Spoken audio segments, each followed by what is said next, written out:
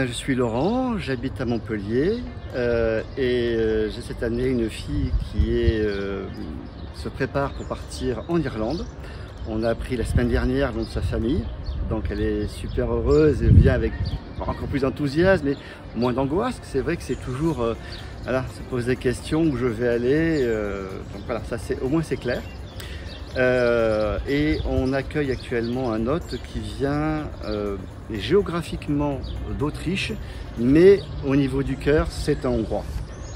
Alors on a cherché, il y a un an, un moyen de faire partir Eliane à l'étranger.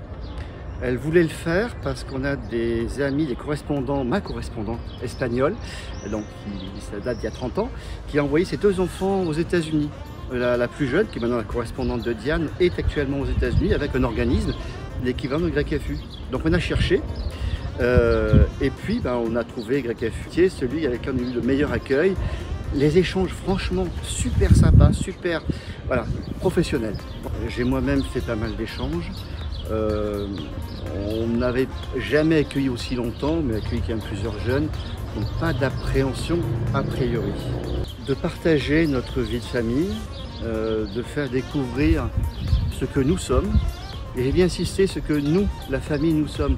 Pas ce que tu vois chez nous, c'est la France. Non, non, c'est pas vrai, c'est nous. Parce que voilà, on vit comme ça.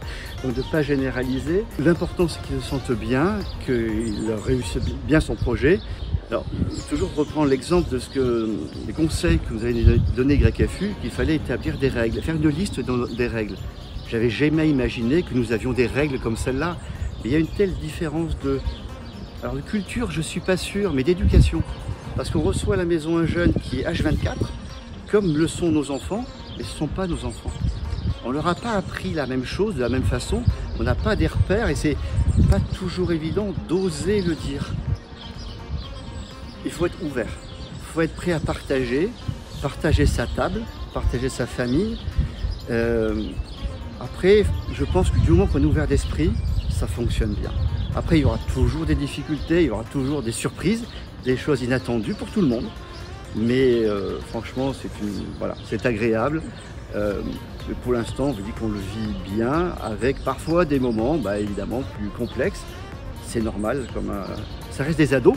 Il faut être clair, là c'est vrai, c'est pas quelque chose qui va changer, parce qu'ils sont étrangers, qui sont différents des nôtres. Et puis, les quelques critiques qu'on peut avoir sur ces jeunes-là, on se retourne, on regarde les nôtres, on dit, ouais, finalement, ils disent dans une autre langue, mais ils sont aussi ados, de la même façon. Le retour va être compliqué.